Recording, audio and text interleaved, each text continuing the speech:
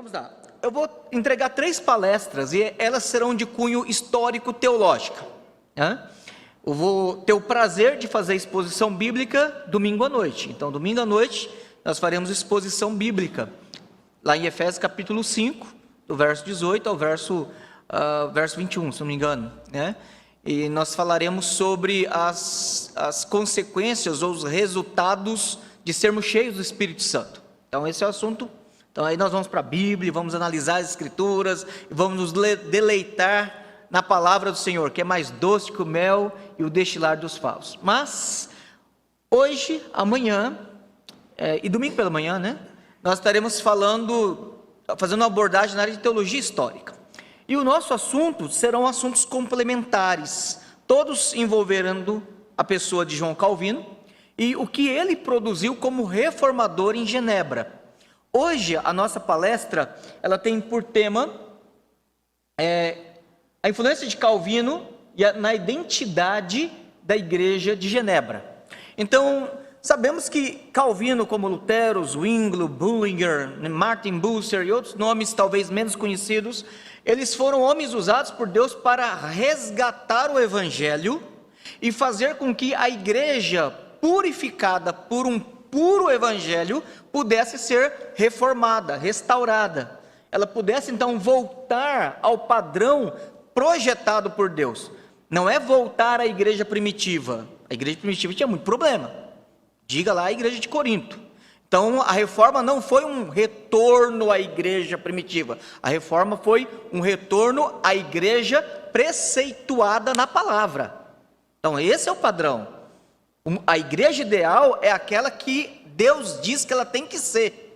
Porque, às vezes, nós encontramos a igreja no Novo Testamento, em especial, a igreja da Nova Aliança, vivendo fora do ideal. Cheio de contendas, brigas, inimizade, defendendo um rapazinho adúltero lá, e brigando, irmãs que têm que ser reconciliadas. Quer dizer, aquele lá não é o modelo. Mas o preceito ordenado a estas igrejas, mesmo quando mencionando o pecado existente em meio a elas, no meio delas, de fato, é essa igreja que Deus quer fazer com que ela seja noiva sem mácula, sem ruga, sem mancha, né? Que Jesus veio salvar. Então, a nossa palestra hoje, ela nos mostrará como que Calvino trabalhou para que houvesse uma identidade de igreja. Embora, obviamente, no seu contexto imediato, a preocupação dele era a igreja de Genebra, mas o que ele fez em Genebra, na verdade, teve uma repercussão além dos limites de Genebra. Foi além da Suíça, foi além da Europa, além da expectativa. Então, aquilo que nós às vezes fazemos para Deus, nós não sabemos onde isso vai parar, né? Especialmente hoje que temos a internet. Você grava um vídeo, você grava uma meditação, você grava um sermão, você escreve um texto, você não sabe onde isso vai parar. Obviamente Calvino não estava preocupado. É verdade que o Calvino, o jovem Calvino, o estudante Calvino, ele tinha pretensões, ganas de ser um grande erudito, de ser um humanista de renome como Erasmo, né? Tanto que no início acadêmico dele, ele escreveu um comentário a um livro de um filósofo romano chamado Sêneca. Ele escreveu o comentário a De Clemência, né? E foi um fracasso de venda. Ele quebrou, levou um prejuízo enorme, apesar de ter sido um trabalho academicamente excelente. Mas não teve repercussão. E curiosamente, os trabalhos eclesiásticos, os tratados, os comentários, que tinham muito maior preocupação pastoral, foi isso que revelou não só o coração pastoral de Calvino, a competência intelectual de Calvino, mas o grande conhecimento acadêmico de Calvino. Mas isso foi consequência. Permita-me falar algo aqui aos seminaristas. Tem mais de um aqui além do Manuel? Tem 5. Falar aos seminaristas e com todo respeito aos meus pares pastores. Ler Calvino sem olhar para ele a partir do seu pastorado, é fazer uma leitura mutilada de Calvino. Às vezes você tem alguns estudiosos de Calvino lendo Calvino como sendo um epistemólogo, né? Filósofo, a epistemologia reformada em Calvino, etc, etc. Outros querem estudar Calvino apenas como a abordagem metodológica da exegese de Calvino, né? Mas é curioso que Calvino, desde a sua chegada e o motivo da sua permanência aos rogos e maldições de Guilherme Farel, né? Eu te amaldiçoo, né? Porque na verdade ele sai da França por dois motivos. Um, porque onde ele estava lá fazendo os seus estudos na Universidade de Paris. Ele teve que sair de lá porque a perseguição contra os protestantes começou na universidade. Então ele não teria como dar continuidade aos seus estudos ali. O próprio reitor da universidade, na leitura, na aula magna, na aula inicial, inaugural, né, fez algumas afirmações. Alguns deduzem que talvez Calvino foi quem escreveu a peça, né, a palestra inaugural do reitor, talvez. E ao ler, pronto, a Inquisição, os católicos, o bispo, demite esse cara, e Calvino teve que sair de lá. Além desse motivo, Calvino então teria que passar direto a intenção dele era de chegar em Estrasburgo. Estrasburgo nesse período ainda era sul da Alemanha, desde 1800 e alguma coisa ela passou a ser parte do território francês, mas nessa época, século XVI, Estrasburgo pertencia à Alemanha, tanto que era uma região luterana, né? Considerada luterana. E é interessante porque Calvino, saindo de Paris, ele tentou ir para Estrasburgo e lá estudar aos pés de Martin Bucer. Tem que parar aqui, né? Temos que nós depois vamos voltar nesse assunto. Só que providência de Deus moveu o coração de Francisco I, rei da França, Carlos V, que naquele momento não somente era o rei da Espanha, mas também o rei do Sacro Império Romano, né? E eles estavam em guerra. E aquela região estava em guerra, aquela região limite entre o sudoeste da Alemanha e a região sudeste da França estavam em guerra. Calvino teve que descer e foi obrigado a passar pelos Andes, pelas cordilheiras suíças e pernoitar em Genebra. Providência de Deus. Não era a intenção dele, foi por necessidade, para esquivar-se de uma região em conflito de guerra. Quando ele chega para dormir em Genebra, Farel, que já estava ali, isso foi em 1536, que já estava ali desde 1532, lutando para implantar a reforma, persuadir a liderança política da cidade, mexendo na escola Collège Le Rive, né? E aí o que acontece? Ele descobre, providência de Deus, ele ouve que Calvino estava ali. Calvino, alguns meses antes, tinha lançado a primeira edição das Institutas, e ele publicou, por uma questão de segurança, como anônimo, né? Ou melhor, desculpa, como um pseudônimo, as Institutas na cidade de Basileia. Mas todo mundo sabia que era Calvino, né? E aquilo deu uma repercussão muito grande. Então Calvino, com menos de 6 meses, no primeiro sucesso editorial dele, ficou famoso, e os reformados falaram assim: a gente precisa desse cara com a gente precisa dele conosco. Mas a intenção dele era de ir para Estrasburgo, para ter paz, para não brigar com ninguém. Calvino era um cara muito pacato, aquela mentalidade que as pessoas têm de que ele era um ditador, que fulminava as pessoas. É estranho. Quem lê Calvino, conhece Calvino, e eu tenho tido o privilégio de uns 5 anos para cá me dedicar e numa imersão, né? Eu consegui as obras completas dele em latim e francês, e com notas, introduções, e Deus tem me dado graça de conseguir livros inclusive que estão esgotados, que não existem mais, e fazer amizade com bibliotecários em Genebra, e esses caras têm me mandado material, e eu tenho tido a alegria de imergir e aprofundar nesse assunto. Calvino, Igreja de Genebra, a liderança política de Genebra, e conhecer tudo isso. Deixa eu dar um parênteses aqui, dar uma boa notícia. Não sei se para o ano que vem, porque nós lá em casa, dessa semana para cá, eu e meu menino, e minha esposa e minha filha, estamos conversando a possibilidade de abrir uma editora, né? Então, estamos orando, então é a possibilidade de abrir uma editora. Meu menino tem 14 anos, eu propus para ele sociedade. O pastor ficando doido, né? Fazer sociedade com o próprio menino de 14 anos, mas quem conhece meu menino sabe que eu posso ter confiança e cegamente confiar na competência dele e na honestidade dele. Duas coisas muito importantes para ser sócio de alguém: honestidade e competência, né? E aí, se a coisa acontecer, nós vamos publicar por uma editora nossa, senão eu tenho outras opções de publicação, mas talvez saia o ano que vem. Eu estou preparando 3 livros na área de teologia pastoral em Calvino. Primeiro livro será um livro sobre os catecismos, inclusive eu trouxe aqui impresso. O projeto ainda não está finalizado, está bem adiantado. Depois, se alguém quiser dar uma olhadinha, eu cedo, tá? Não vou dar a cópia, só pode folhear, então você vai ficar é só para dar vontade, é um pré-marketing. Instruindo o rebanho de Deus, os catecismos de Calvino para a companhia de pastores da Igreja de Genebra. Todo o material de instrução, de ensino, de catequização, de treinamento, de preparo de liderança, de membros para batismo, profissão de fé, toda a documentação doutrinária, fora as institutas, obviamente, que é o opus magnum dele, de Calvino.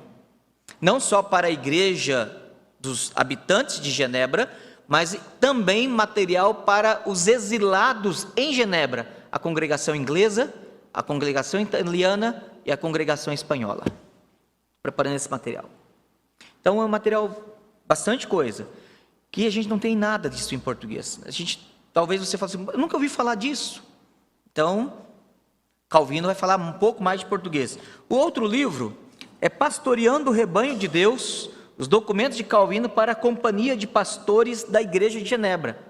Então, desde os documentos jurídicos, documentos pastorais, documentos de visitação, documentos de pregação, documentos de oração, documentos de celebração de casamento. Inclusive, esse ano eu tive a alegria de celebrar um casamento lá da igreja que eu pastorei, de uma jovem, e eu usei o rito cerimonial de casamento, né, da Igreja de Genebra, século XVI, com consentimento dos noivos. Então, pela primeira vez, eu acho, em 500 anos, na América Latina foi celebrado um casamento usando o rito genebrino, né, original. Então, o material é muito rico, é muita coisa.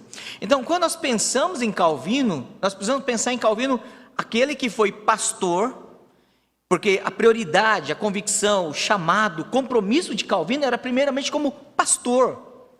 E aí sim, dentro dos dons, das competências, da oportunidade acadêmica que Deus lhe deu de ser treinado, sim, ele atuou como jurista, ele atuou como alguém que escreveu academicamente, ele atuou como apologeta, defendendo a fé contra Jacobo Sadoleto, contra o próprio Concílio de Trento, quando ele escreve o antídoto contra as doutrinas, os dogmas do Concílio de Trento, 1546 a 1564, e ele então responde, não somente à igreja romana, os anabatistas, ele responde a Pígios, ele responde a Lélio Sucínios, ele responde a vários outros hereges, ele responde a escritores luteranos também, em pontos de discordância menores, mas não menos importantes. Então, ele tinha, mas a preocupação dele era de defender o evangelho, o ensino da palavra, e essa é uma marca característica dele, que não somente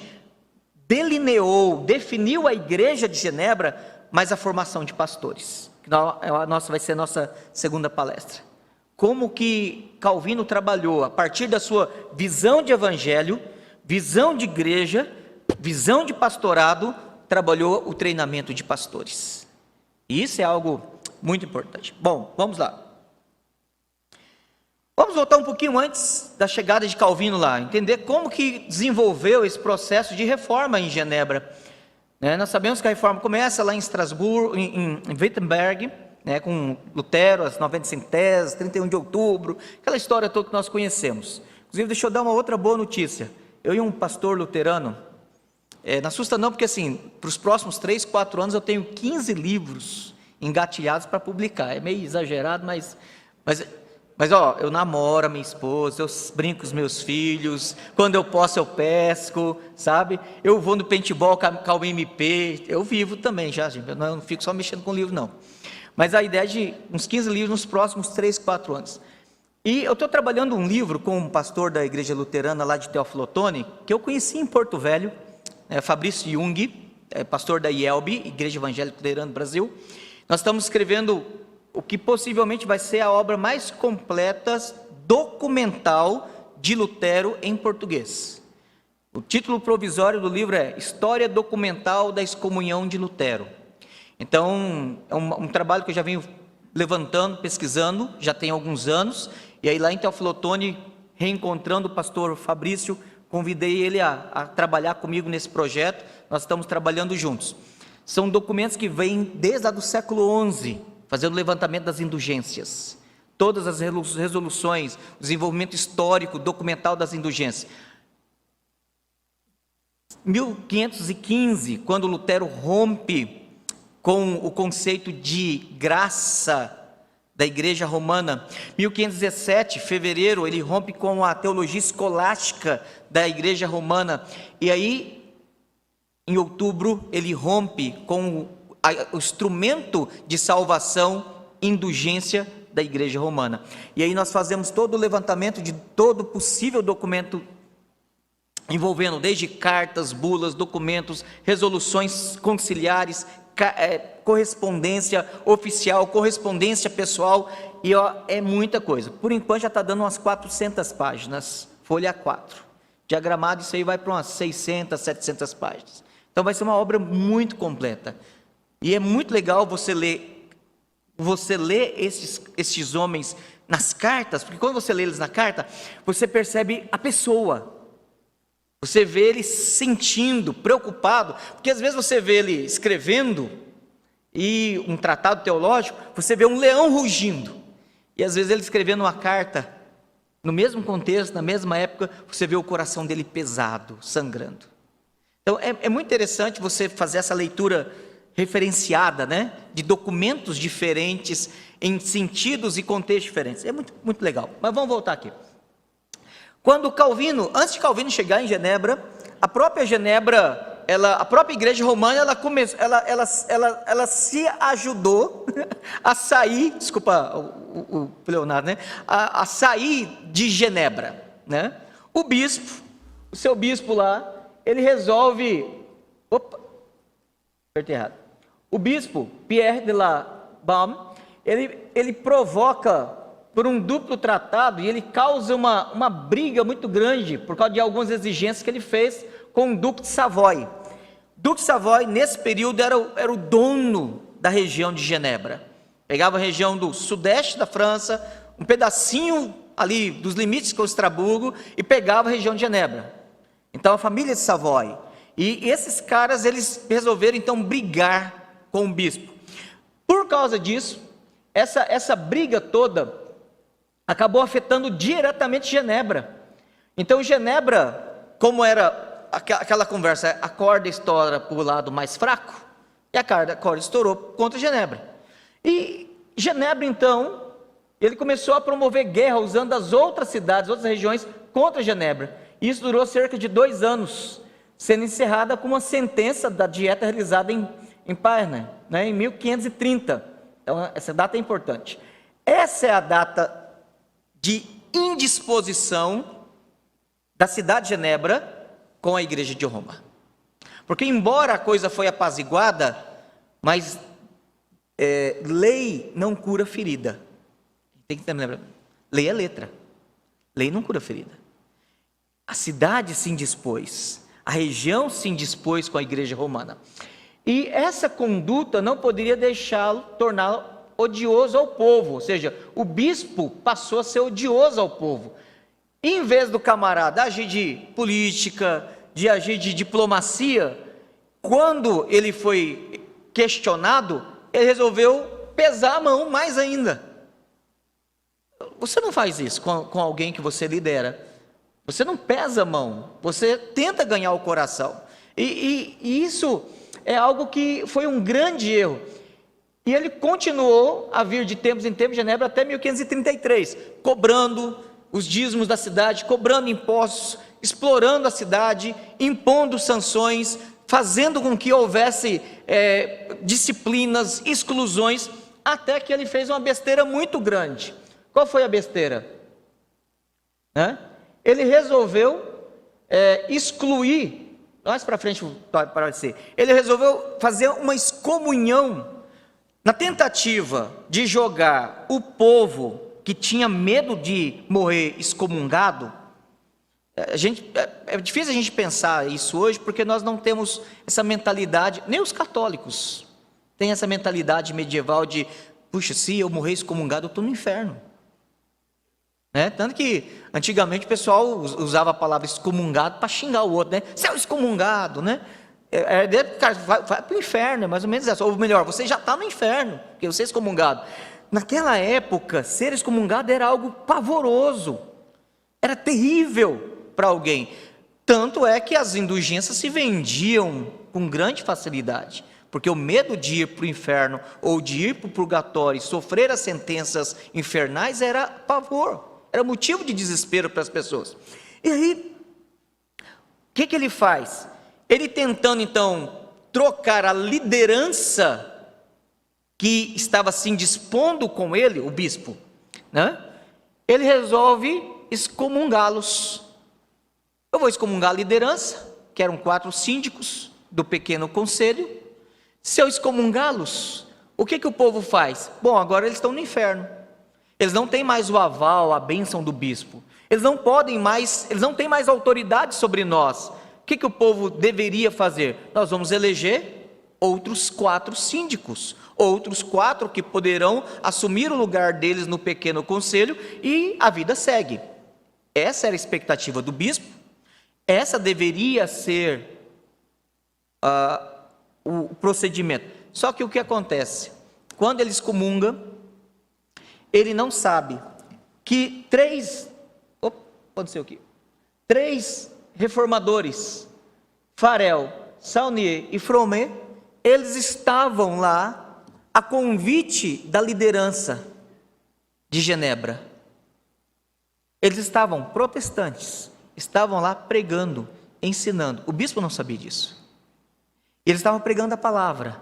E a palavra, salvação pela graça, salvação não por méritos. A igreja não tem o poder de colocar ou tirar alguém do inferno.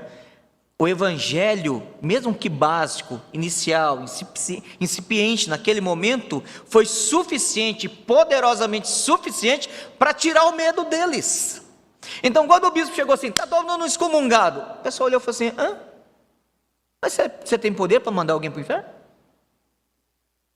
E eles então deram um chega para lá na igreja romana, no bispo, e Farel, Saunier e Fromet, em 1532, se estabeleceram, e a coisa só foi acontecendo. O conselho proibiu a pregação de qualquer outro assunto, além do que pudesse ser provado pelo evangelho. E em 1535 foi, em toda a região adotada, em 1536, a fé reformada, e eles ficaram felizes naquele momento, em junho de 36, com a chegada de Calvino, para que ele pudesse então dar assistência. Todas as terras, todos os bens, todos os monastérios da Igreja Católica na região de Genebra foram confiscadas para o Estado. Eles foram excomungados, e eles então disseram, tudo agora é nosso. E aí, uma coisa boa, o monastério franciscano de Le Rive, que tornou-se logo em seguida uma escola para meninos que não tinha em Genebra, e tornou-se também o Hospital Geral em Genebra, que foi extremamente importante em 1542, quando deu o primeiro surto da peste em Genebra.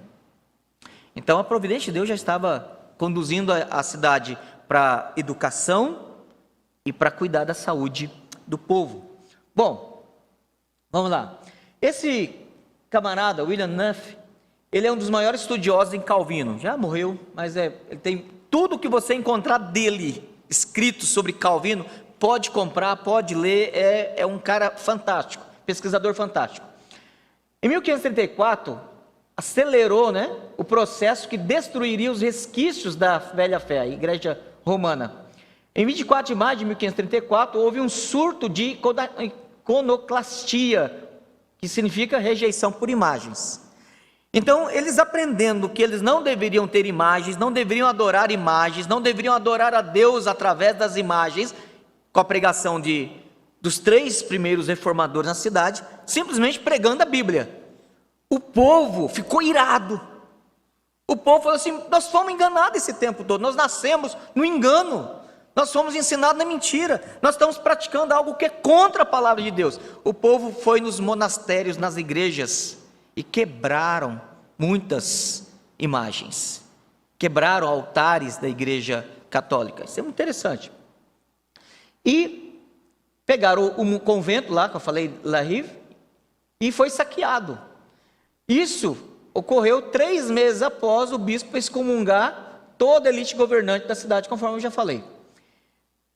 Em setembro de 1535, as terras pós da igreja foram confiscadas por Genebra, como já mencionei também, e reservadas para a criação de um hospital, e foi criado para substituir as numerosas e pequenas instituições de caridades monásticas. A própria missa, ela foi abolida em 15 de outubro de 1535, e em dezembro, as relíquias que não foram destruídas e que não foram derretidas, porque muitas delas eram de prata, de ouro, tinham pedras preciosas, e tornaram-se patrimônio do Estado. As que sobraram ainda, cadê ela? Elas foram retiradas das igrejas, foram expostas ao público, examinadas, declaradas falsas e destruídas. Então, todo o comércio de relíquia, a simonia, a venda do sagrado, extinguiu-se em Genebra. No final de 35, portanto, a Igreja Católica Medieval, em Genebra, com seus mosteiros, relíquias, e a sua hierarquia, havia sido completamente destruído. Pronto. O que sobrou de catolicismo lá? Praticamente nada, institucionalmente falando, porque o coração do povo continuava católico romano. Esse era o detalhe.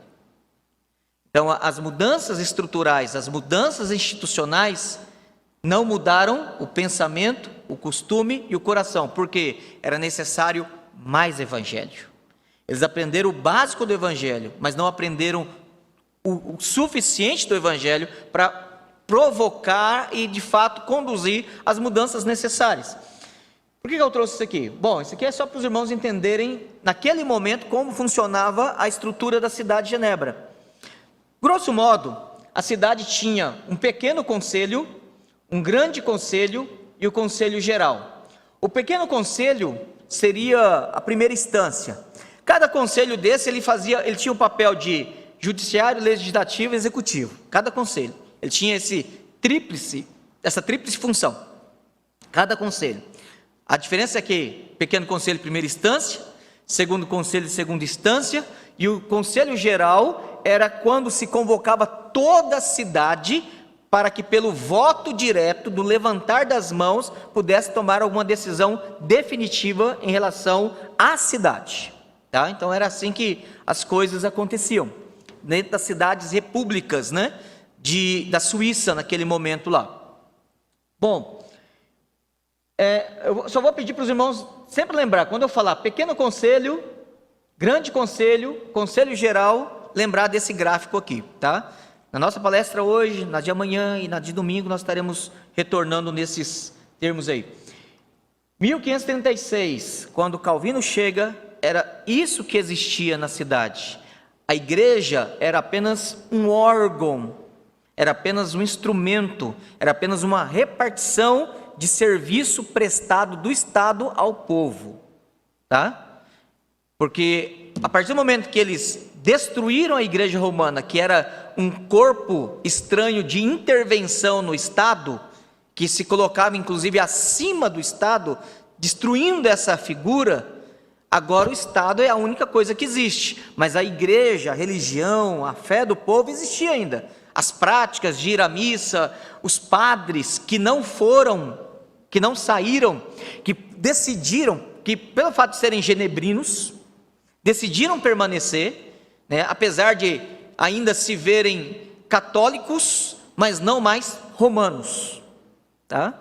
Mas eles se viam católicos, eles se viam papistas no sentido de manter toda a teologia. E é importante só a gente lembrar, porque amanhã eu vou voltar nesse assunto, quando nós falarmos sobre a influência de Calvino na formação de pastores. Calvino, quando chega em Genebra, com exceção dos 3 amigos reformadores, cerca de outros 15 clérigos, não dava nem para chamar de pastores, mas vai usar o termo pastor para eles, né?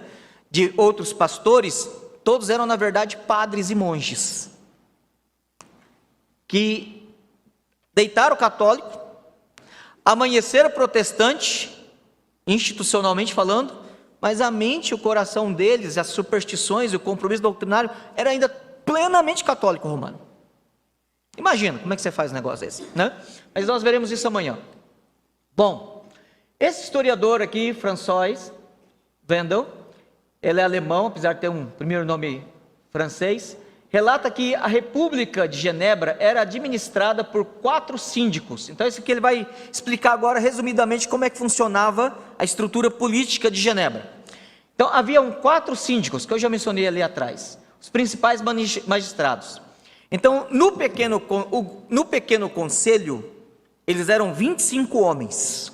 Dos 25, eles elegiam 4. Estes 4 eram aqueles os mais importantes, que tinham poderes atribuídos a eles para resolver situações, tomar iniciativa, presidir, convocar reuniões, propor, fazer denúncia. Eram esses 4 que faziam tudo.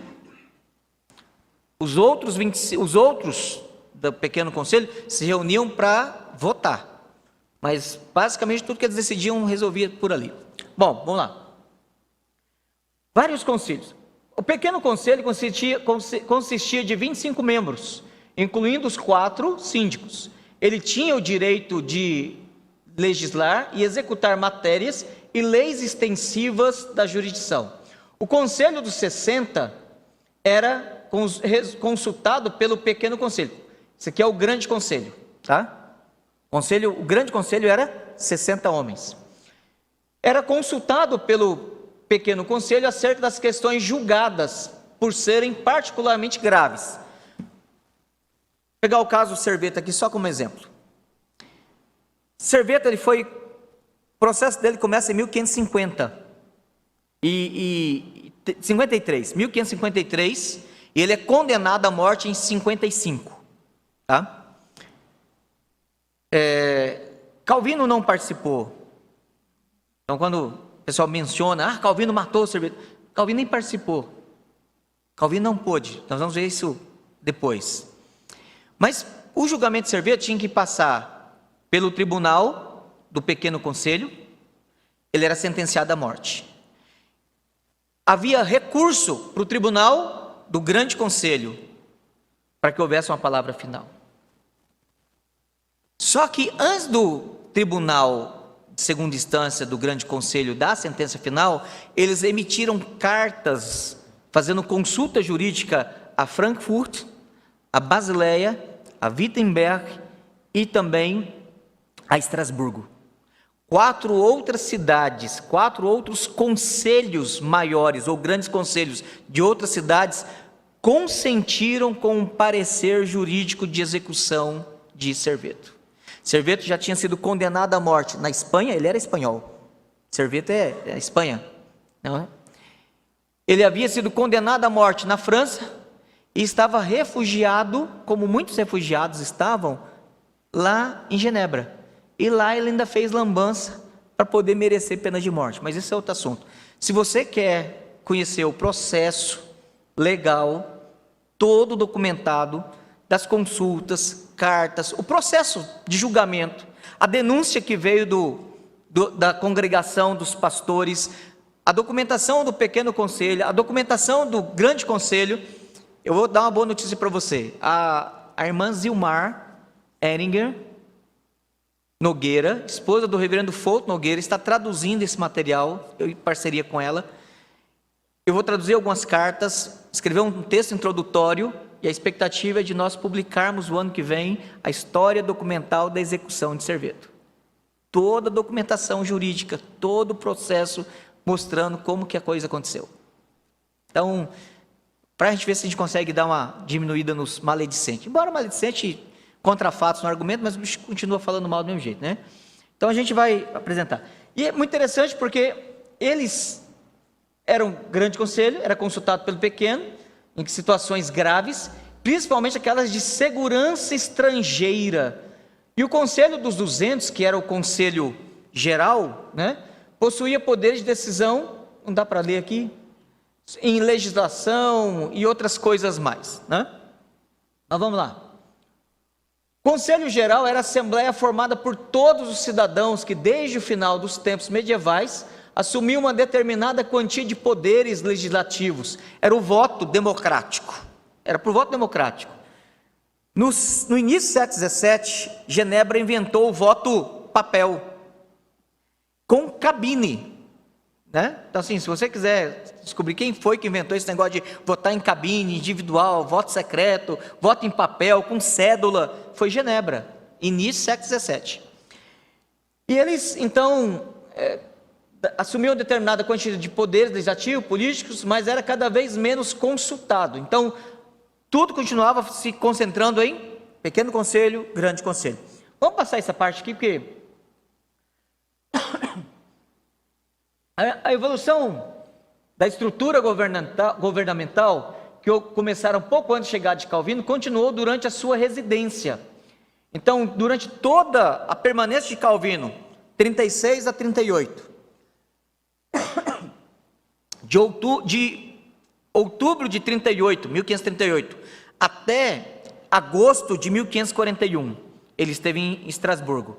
Depois de setembro de 1541, até a morte dele em 1564, essa estrutura, pequeno conselho, grande conselho, conselho geral, era o que governava a cidade. As mudanças que vão acontecer é que Calvino, durante esses 27 anos de pastorado em Genebra, o que vai acontecer é que boa parte dos jovens, dos filhos deles, se converteram, foram pastoreados, foram discipulados.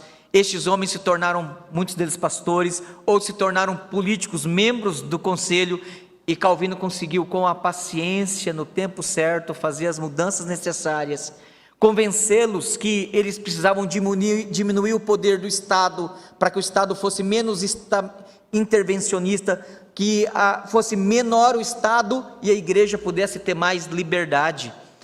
Só para os irmãos terem um entendimento do que eu estou falando, por exemplo, havia o que nós vamos ver daqui a pouco, havia uma instituição criada por Calvino, chamada censura ordinária, que acontecia de 3 em 3 meses. De 3 em 3 meses, os pastores, presbíteros e os 4 síndicos se reuniam para julgar todos os casos que envolviam disciplina por motivo moral e legal, tá?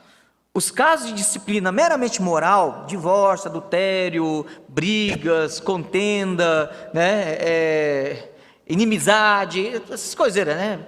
A falta de não frequência aos cultos, negar-se a batizar os filhos, essas questões eram tratadas na congregação, que era a reunião da companhia de pastores.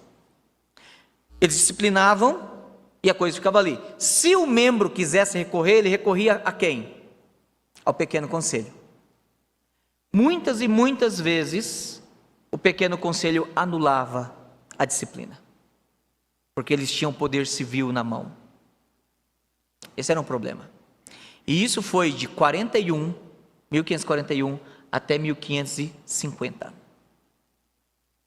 Imagina, Eles disciplinavam, o pequeno conselho anulava. Eles disciplinavam, o pequeno conselho anulava. Tanto o que a congregação fazia, que era somente os pastores, ou quando era o caso da censura ordinária, pastores, presbíteros e os 4 síndicos. Embora os 4 síndicos depois estivessem lá no pequeno conselho, porque os pastores não participavam do pequeno conselho. Eles participavam da companhia de pastores, da congregação e da censura ordinária, mas eles não podiam participar do pequeno conselho. E o pequeno conselho é que era o tribunal de primeira instância civil que as coisas aconteciam, né? Bom, e essa continuou durante todo o ministério de Calvino, e esse era um problema que Calvino enfrentou muito tempo, como eu falei, até 1550. Bom, vamos entender um negócio aqui muito interessante sobre a estrutura de Calvino, da chegada dele até o retorno.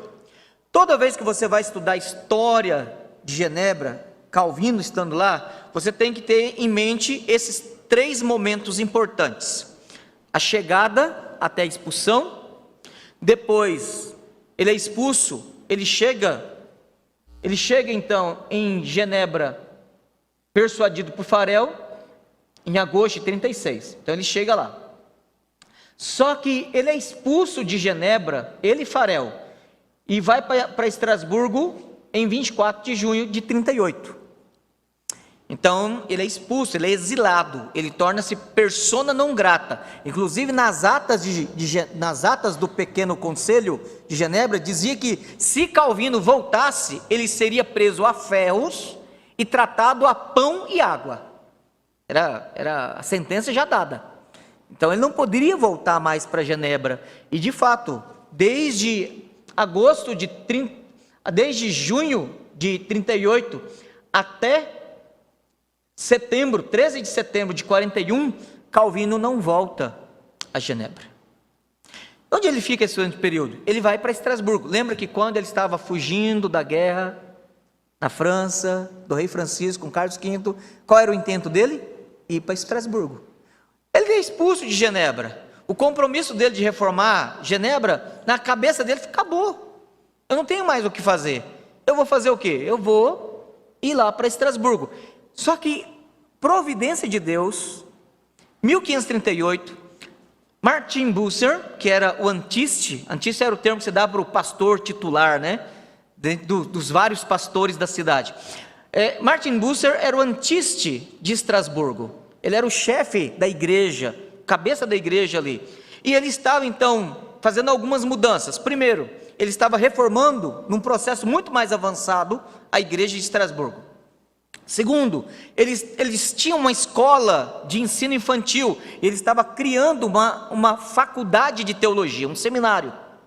Terceiro, ele precisava de um pastor para pastorear os refugiados franceses, que, como Calvino, por causa da guerra, fugiram, por causa do seu protestantismo, fugiram e encontraram exílio onde? Em Estrasburgo. Calvino chega, assume o pastorado, a convite de Martin Bucer. Ele assume o pastorado dos refugiados franceses em Estrasburgo.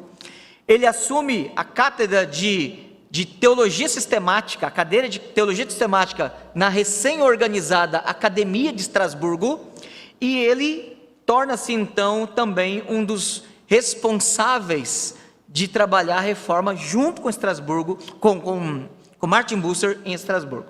Então ele é muito importante naquele momento ali.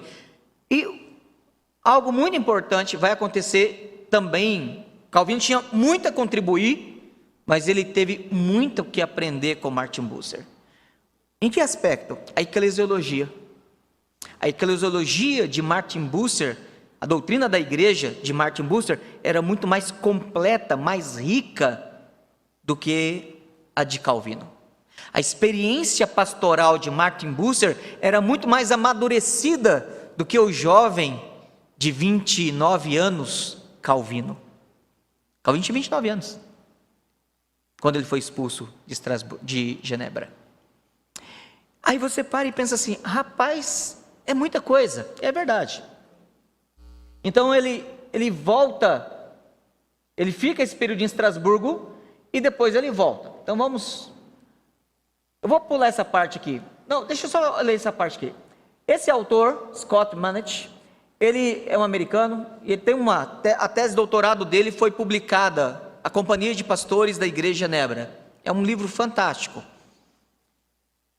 Ele diz o seguinte: a saída da maior parte do clero católico da cidade, em meados de 36, criou um vácuo na liderança e uma crise no cuidado pastoral. Então observe, os 3 protestantes, dentre eles liderados por Farel, quando pela pregação do evangelho persuadiu a liderança e o povo a rejeitar a idolatria e as doutrinas principais do catolicismo romano, fez com que de fato a igreja romana decaísse. Só que o grande detalhe é que eles não criaram nada que pudesse substituir. Então, tirou, e o povo falou assim: e agora, a gente crê no quê? E era esse crer no quê que Calvino estaria ali para trabalhar. Só que Calvino e agora Farel são expulsos em setembro de 1538, em junho de 1538, são expulsos. E aí, o que a liderança de Genebra faz nesse período que os reformados saem de lá? Eles contratam monges e padres para poder, que eram genebrinos, que moravam na cidade ou nos arredores, para que eles pudessem assumir as igrejas. Porque chegaram no domingo, entre não ter ninguém e ter um padre, eles preferiram ter um padre. Entre não ter ninguém e ter um monge, eles preferiram ter um monge. E aí houve um retrocesso. Calvino, inclusive, no comentário, no prefácio, do comentário do catecismo dele de 1538, ele desabafa. Ele fala assim: eles destruíram tudo. Eles contrataram homens ímpios, homens cegos, guias de cegos. Eles estão conduzindo o povo à ignorância e superstição. Eu tenho esse prefácio está aqui e Calvino lamenta numa carta.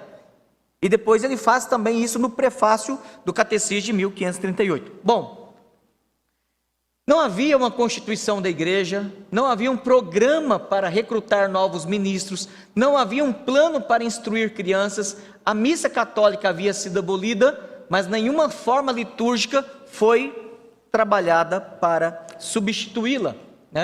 A relação entre os magistrados da igreja e os da cidade ainda não havia sido firmada. Calvino e os outros ministros protestantes de Genebra logo descobriram que uma coisa era demolir a ordem religiosa existente e outra completamente diferente era construir uma nova no seu lugar. Só que agora Calvino expulso de Genebra antes de conseguir consolidar a reforma na cidade. Ele vai para Estrasburgo. Durante o período que ele está lá em Estrasburgo, como mencionei, nesse mesmo ano, providência de Deus, no ano que ele chega lá, Martin Bucer publica um livro chamado Do Verdadeiro Cuidado das Almas. A Thomas Nelson Brasil publicou esse livro em português. Inclusive, se você quiser dar uma olhada, o capítulo que ele trata sobre os ofícios, fantástico, é presbiteriano aquele negócio. Ele iniciou a pastorear uma congregação em língua francesa, como foi na cidade de Estrasburgo, e este manual de teologia, que é o verdadeiro cuidado das almas, nele o Martin Bucer apresenta o governo presbiteriano. Se você pegar, não vou ter tempo de ficar citando, por causa do nosso horário, se você pegar as Institutas de Calvino, de 1536, a Fiel publicou ela. Se você pegar os catecismos de Calvino, ele escreveu um catecismo em 1536, outro em 537 e outro em 1538. Então, se você pegar toda a documentação de Calvino antes dele ser expulso e ir para o exílio em Estrasburgo, você percebe algo muito claro: ele não tem nada sobre governo de igreja. Ele não escreveu nada sobre doutrina dos ofícios. E a pergunta é: por quê? Porque ele não tinha uma proposta. Então, no primeiro momento dele em Genebra, ele de fato estava preocupado em pregar o evangelho, a salvação em Cristo, a suficiência da graça, o amor de Deus, a soberania de Deus, tal. Mas a igreja precisava ser estruturada institucionalmente. O que a gente aprende com isso? Sã doutrina, ela move o coração das pessoas, mas a sã doutrina, ela também tem que ser aplicada às estruturas da igreja para manter a ordem. E a gente vê Paulo fazendo isso em 1 Coríntios, onde ele ensina sobre piedade, a santidade, a conduta, relacionamentos sociais, e depois ele fala da ordem do culto. Tanto que Paulo fala da ordem do culto desde o capítulo 8 até o capítulo 14 de 1 Coríntios. A maior seção de assunto de Paulo é sobre a ordem do culto, a estrutura, como a igreja deve ser governada quando ela se reúne para adorar a Deus, né? E isso é algo que Calvino aprendeu com quem? Martin Bucer, durante o exílio dele em Estrasburgo. Bom, vou pular essa parte aqui. Calvino, então, ele é convidado pelo pequeno conselho a retornar para Genebra, isso em 1540. 1540 ele é convidado para retornar. Só que Calvino estava ferido, né? A rejeição não foi só assim, ó, vai embora que a gente não gosta de você. O negócio foi feio. Para os irmãos terem noção, naquela época tinha um pequeno rifle, obviamente carregar pela boca, né? Curto, que os suíços usavam. Eles chegavam à janela de Calvino e atiravam na janela dele, né? Imagina se o pastor está dormindo, chega lá os membros da igreja e faz uma salvoada lá de disparo de espingarda, né? Peixe pequeno era botar nome no cachorro de Calvino. O cachorro dele botar de Calvino, né? Fora outras coisas, e perseguições, brigas, atraso de salário, pagar mixaria, né? Um salário insuficiente. Haviam várias situações. Teve a gota d'água, que foi o motivo dele ter saído de lá, ou ser expulso de lá, foi quando os filhos, os Guillermins, ou chamado Les Enfants de Genève, né? Os filhos de Genebra, que também eram apelidados de libertinos, les libertines, né? E esses camaradas, eles viravam a noite com orgias, prostituição, bebedeira e etc. E o conselho e os pastores não podiam fazer nada. Porque eles tentaram disciplinar, o que o pequeno conselho fez? Anulava a disciplina. Tentava disciplinar, o pequeno conselho anulava a disciplina. Porque boa parte desses rapazes, desses jovens, eram filhos dos membros do pequeno conselho e do grande conselho. No certo domingo, quando Calvino estava celebrando a ceia, eles chegaram para tomar a ceia. Calvino foi para a frente da mesa da ceia e falou assim: vocês vão tomar a ceia não. E os caras puxaram da espada, quase mataram Calvino diante da mesa do Senhor. Então, às vezes você tem lutas que você tem que falar assim, ou a gente aguenta, ou a gente morre. Mas isso aqui é do Senhor. É do Senhor. E aí você vê como o motivo de Calvino falar assim, voltar para Genebra, você queria tirar o humor de Calvino, era falar assim, Calvino, volta para Genebra. E Calvino, ele não dava. O conselho convocou, né, Calvino para retornar por 3 motivos. Primeiro, houve um retrocesso da reforma na cidade. Pudera. O que os caras fizeram? Já mencionei. Contrataram os padres, os monges, para poder ensinar o povo. Eles iam ensinar a teologia reformada, um negócio que eles não conheciam e nem criam naquilo. Então eles retrocederam. Voltaram a práticas, ao paganismo, às superstições. Segundo problema, famílias tradicionalistas ao papismo. Então a família dos Guillermins, ou Guillermins, né? Eles voltaram para o papismo e estavam negociando com o bispo para que ele pudesse voltar a senhorar-se daquela região. Qual seria o resultado disso? Muita gente ia morrer. A liderança que votou pelo protestantismo ia morrer. As famílias que eram protestantes, pelo menos nominalmente falando, iam morrer, porque a Inquisição ia chegar lá e não ia perdoar ninguém. Era assim que eles faziam. E o assédio do cardeal Jacobo Sadoleto, que escreve cartas prometendo dinheiro, investimento da Igreja Romana, prometendo abrir uma universidade em Genebra, prometendo dar bolsa de estudos para os filhos estudarem nas principais universidades da Igreja Romana na Europa. Opa, a proposta é muito boa, né? Só que os síndicos e a liderança do pequeno conselho e alguns do grande conselho perceberam, isso aí vai ser morte de muita gente. E eles decidiram então recorrer a Calvino. Calvino então escreve a famosa carta a Sadoleto, defendendo a reforma, defendendo a cidade, rejeitando, e a cidade e a liderança da cidade, lendo a carta de Calvino contra Sadoleto, se persuade que eles deveriam continuar ali sendo protestantes. O resultado disso é que o pequeno conselho fala: Calvino, volta, nós precisamos de você aqui. Primeira coisa que eles fizeram foi: nós vamos anular a sua condenação. A partir de hoje você é uma pessoa de bem e você tem livre acesso e livre trânsito no território de Genebra. E nós queremos contratar você para ser leitor de Bíblia e ser o antiste, né? Principal pastor da igreja de Genebra. Só citando uma carta que ele escreve a Guilherme Farel, ele diz assim: agora eu vou para Genebra. Quando ele já tinha dado a resposta dele que iria. Agora eu vou para Genebra. Debaixo do céu não há outro lugar que eu mais tema. Então ele não estava indo para lá alegre. Ele escreve para outras pessoas. Eu tenho várias cartas dele falando que ele chegava a perder noite de sono. Ele passou a ter gastrite, crises de gastrite, só de pensar que ele estava voltando para Genebra. Então ele estava meio traumatizado com o negócio lá. Importância das ordenanças eclesiásticas. Vou correr um pouco. Quando Calvino retorna, a primeira coisa que ele faz é exigir que o pequeno conselho aprovasse e adotasse para a igreja de Genebra e a cidade, por implicação, esse documento. Se você perguntar para qualquer pessoa e falar assim: qual é o documento ou o livro mais importante de Calvino? O que você responderia? As Institutas, não é?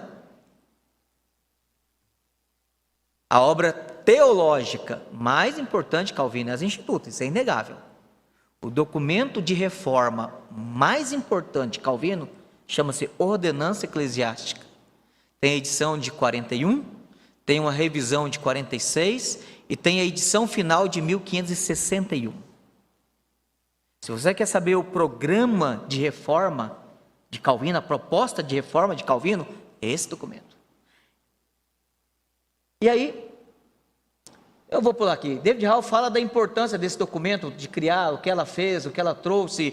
Ela estabeleceu a ordem dos pastores, a doutrina dos ofícios, o sistema de governo, as atribuições. Por exemplo, antes de 41, até 1538, os pastores não eram disciplinados. Eram 3 protestantes, 4 com Calvino, 15 católicos. Esses caras, eles visitavam prostitutas, bebiam, iam em rinha, se embriagavam, faziam tudo que um padre geralmente faz, né? Ainda hoje. Embora eu conheça muito padre sério, muito cara sério, como pessoa, não por causa da teologia dele. Eles não podiam fazer nada. Imagina, Calvino está assim: hoje que vai celebrar o culto é o pastor fulano de tal, que é mentalmente, doutrinariamente convicto ainda da antiga doutrina. Calvino não podia impedir o cara de chegar lá e falar assim: não, gente, salvação é pelas obras, tal. E o cara na segunda-feira ir lá na rinha. Rinha é jogar apostado bichos que brigavam entre si até a morte. E Calvino não podia fazer nada. Nesse documento agora, eu tenho ele traduzido aqui, existem pecados, ele faz uma lista de 2 tipos de pecados que os pastores não podiam cometer. Pecados que eram especificamente morais e pecados que eram morais com conotação legal. Porque os que eram meramente morais, a companhia de pastores tratava. Os pecados que envolviam problemas legais seriam encaminhados, inclusive, para o pequeno conselho, para que eles respondessem juridicamente diante do Estado, coisa que antes não acontecia. E agora Calvino começa a reformar, a começar pela liderança, mas nós vamos ver isso amanhã. E a cidade toda começa então a ser transformada. Agora, a partir de 41, a ideia de igreja-estado muda, porque antes era pequeno conselho, grande conselho, conselho geral. A igreja era o quê? Era um serviço do Estado. Agora, a proposta de Calvino, não, a igreja é uma instituição autônoma do Estado. Ela não é uma subserviente do Estado, ela não é um braço do Estado, ela não é um serviço do Estado, ela é alguém independente do Estado, que tem ações independentes, mas ainda assim, por envolverem algumas questões legais, até 1550, como eu já mencionei, de 41 a 1550, o Estado ainda intervia, porque alguns guilhermins, eles ainda interviam e diziam assim, ó, anula. Isso aqui é ilegal, anula. A morte do principal chefe da família dos guilhermins morreu em 1550. Foi por isso que acabou. Quando ele morreu, acabou a oposição a Calvino, dentro do pequeno conselho. Calvino criou a pequena companhia de pastores, porque até então existia pastores, a igreja tinha pastores, mas eles não eram unidos, não pensavam igual, não tinham a mesma opinião, tinham atritos entre si, brigavam entre si, né? Inclusive um dizia o que o outro havia pregado, era um caos. Isso de 36 a 38. Quando Calvino volta em 41, ainda alguns daqueles pastores que inclusive já eram contratados e outros que foram contratados durante o exílio dele lá em Estrasburgo, lembra que eles foram contratados outros? Eles só permaneceram até 1544, quando Calvino conseguiu convencer o pequeno conselho a contratar outros pastores protestantes, vindo de Zurique e de Basileia, e também de Estrasburgo. E aí ele consegue montar uma companhia de pastores, 1544. E essa companhia, então, ela se consolida em 1546. Então, por isso que a ordenança eclesiástica passa por uma revisão em 46. 1041 ela é apresentada, 46 ela é revisada, porque agora eles tinham uma outra formatação de pastores. A partir... algo que, então, se cria a companhia, essa instituição. A congregação não existia seminário. Eles precisavam treinar pastores, eles precisavam fazer a manutenção dos pastores. Como é que eles resolviam fazer isso aí? Toda quinta-feira, de manhã, eles reuniam os pastores. Os pastores se reuniam, todos. Ninguém podia faltar. Se faltasse sem causa justificada, o salário era cortado. Então, eles se reuniam, tratavam, falavam dos problemas, tinham pregação, analisavam a pregação. Calvino era o coordenador desse negócio, então ele dava aula, ele aproveitava a pregação quando ele pregava para ensinar hermenêutica, para ensinar exegese e para ensinar teologia. Boa parte dos comentários de Calvino foram escritos. O comentário de Hebreus mesmo foi escrito dentro desse processo de uma série de exposição. E aí, no final da reunião, eles apresentavam os problemas das igrejas, casos de disciplina, e encerrava tomando uma sopa, porque lá era muito frio, tomavam uma sopa, oravam, e aí, semana que vem, quinta-feira, 7 horas, até 2 da tarde, eles se encontravam de novo.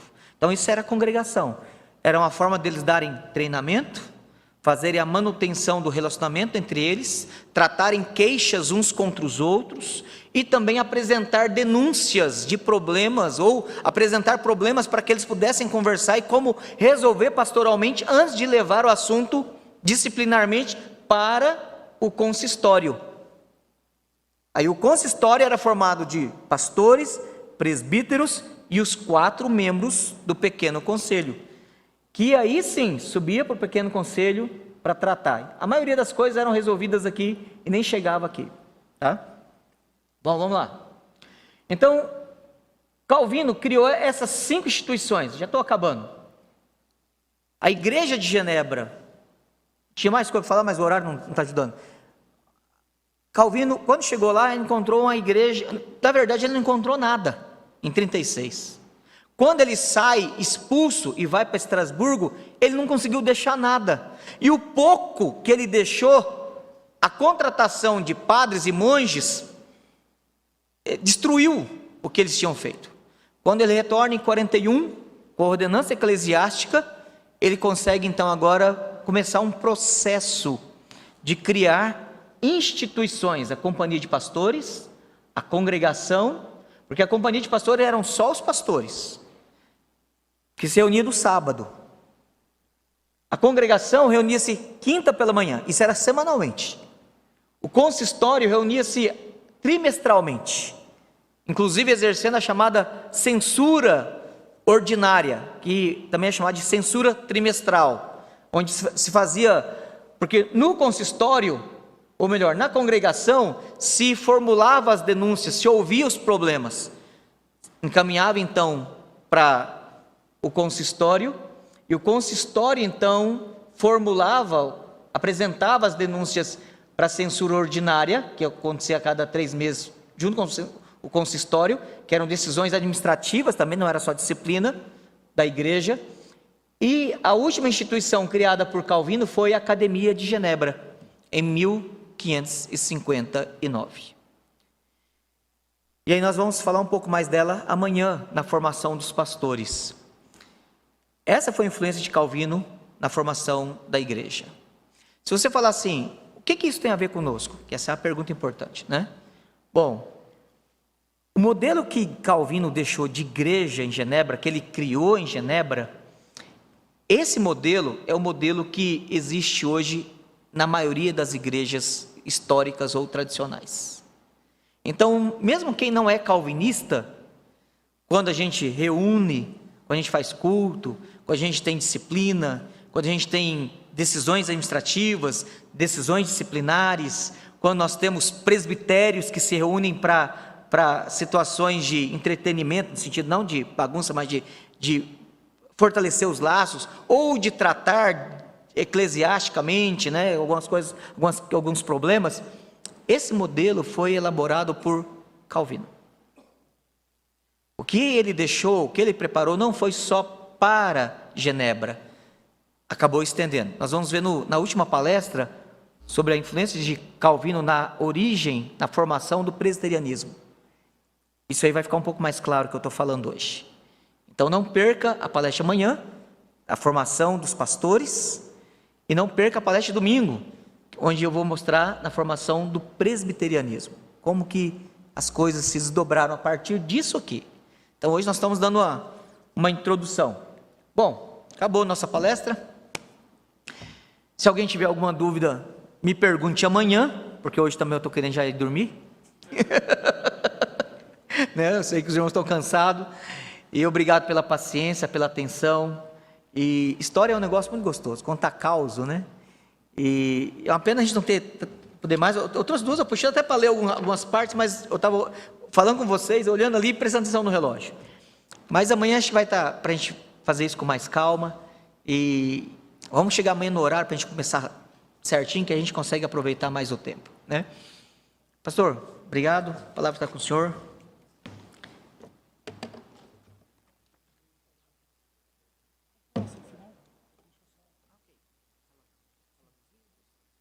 Queridos irmãos, uma bênção, temos recebido essa porção da história que está diretamente relacionada com a nossa vida, com a vida da igreja. Eu quero dizer para você, nós temos ali alguns livros do reverendo Everton, que os irmãos podem consultar e adquirir. Eu tenho certeza que estarão levando verdadeiros tesouros para casa. Amanhã, 7h30, pontualmente, nós vamos começar a nossa conferência. E eu espero que você venha e traga outra pessoa também para possa receber essa porção tão maravilhosa da palavra do Senhor, tanto pelo reverendo Esli, quanto pelo reverendo Everton. Tá bem? Pastor Everton vai orar por nós, nos despedindo, então que Deus nos abençoe. Oremos, irmãos. Santo e eterno Deus, nós te louvamos, porque quando nós olhamos o passado, nós vemos o testemunho das poderosas obras das mãos do Senhor, usando homens com paixões sujeitas às mesmas paixões que nós, que com suas dificuldades, com suas limitações, com suas fraquezas, mas aprove o Senhor na sua soberania, bondade e graça, usar a vida destes homens, adorná-los com dons, capacitá-los com o temor do Senhor e a sabedoria do alto. Te louvamos, ó Deus, porque ainda hoje nos beneficiamos da produção bíblica, teológica, que eles realizaram, porque a tua verdade dura para sempre. Te louvamos, ó Deus, porque o Senhor fez com que homens entendessem a verdade, rejeitassem a mentira e o erro, e se voltassem, ó Deus, para a autoridade da palavra do Senhor.